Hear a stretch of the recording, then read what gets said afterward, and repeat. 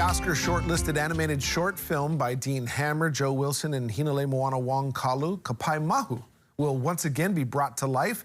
Joining us with all the details is Kumu Hula Patrick Makuakāne. Thank you for being here. Hey, good morning. Nice to see you. Yeah, great. This is a great morning. Before we get into everything, let's remind our audience what Kapaemahu is. Yes, it's the story of 4 extraordinary individuals who voyaged from Tahiti to Hawaii several centuries ago, who were beloved by the people of Waikīkī, where they settled for their miraculous cures and healing skills. And it says that they were not male nor female, but a combination of both. They were mahu. Ah, okay. And I understand that this is, you have a very personal connection to the story. Can you tell me about it? Yes, I do, because first of all, I grew up in Kapahulu, so my beach was Waikīkī. I came to Waikīkī every weekend, right? And my uncle Emil was a performer at the Glades. So a lot of his mahu friends would come to our house every weekend, and I grew to really love them, be very fond of those people. So for me, this is sort of like a full cycle, returning a gift to those wonderful people back in my childhood days. This is so great. It's nice to be able to see this again, because yeah, we mentioned it way back when it first came out. But this is so awesome that it's, and you're known for your innovative approach to hula. Can you tell us what we can expect from this? Well, I was trying to think of a term that I wanted to call this piece, and I think I came up with kahiko groovy. You know, just like a little fresh take of kahiko, which you can definitely see that's where it stems from, yeah, but it has a little bit of a bounce. Okay. Will it be similar to some of the other shows that we've seen at the Kuhio Mound or the Hula Mound at Kuhio Beach? No. Okay. It's going to be absolutely something entirely different. So, and that's what's beautiful about the shows on the mound, and that there's enough variety for people to enjoy. Yeah. Okay.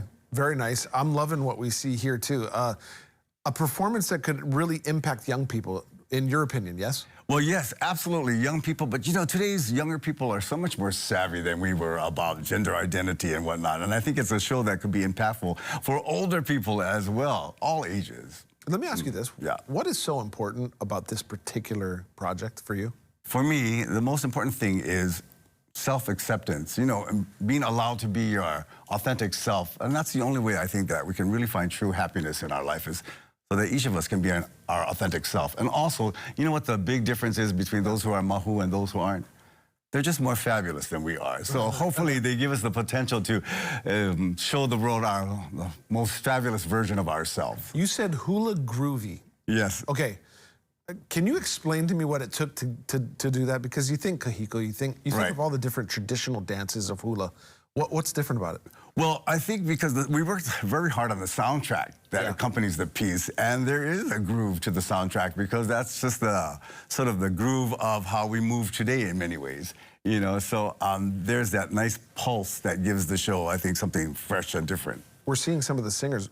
Who put that together? Who put the songs and stuff together? Myself and a guy named Pat Eskildsen from Kona, who used to be with Kahula Nui.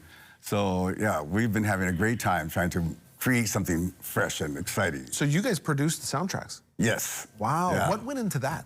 Oh my God, a lot of time going back and forth to Kona, where the studio is. And just, I mean, being creative with one another and trying to come up with something that's different and yet familiar in a different kind of way. Well, I guess it helps that you produce the music. Yes. That helps producing the dance. Yes, exactly. It's the music first, and then the dance comes after. Yeah, the dance is inspired by the music always. Wow, amazing. So tell us where we can find this, where we can watch it, how we can get more information. Yes, it will be every Wednesday night at 6:30 at the Kuhio Beach Hula Mound. Okay. Every Wednesday, yes, for hopefully a year or so. Okay, and there's a website, yes? Yes, there is. I believe you have it on kapaemahu.org. Okay. And there we got yes, there you go. There we got queerhistoriesofhawaii.org. Yes. We also have the Instagram handle there that you can follow it. Information that we'll have on our website, khon2.com, shortly after the show. You can just go to the Living 808 tab. Is it free?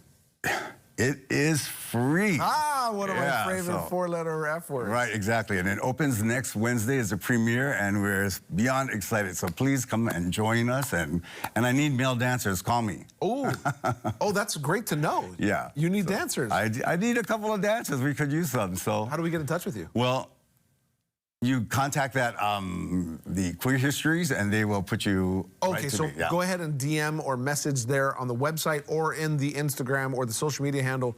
And if you're a male dancer looking for some work, Bingo. Hit me up.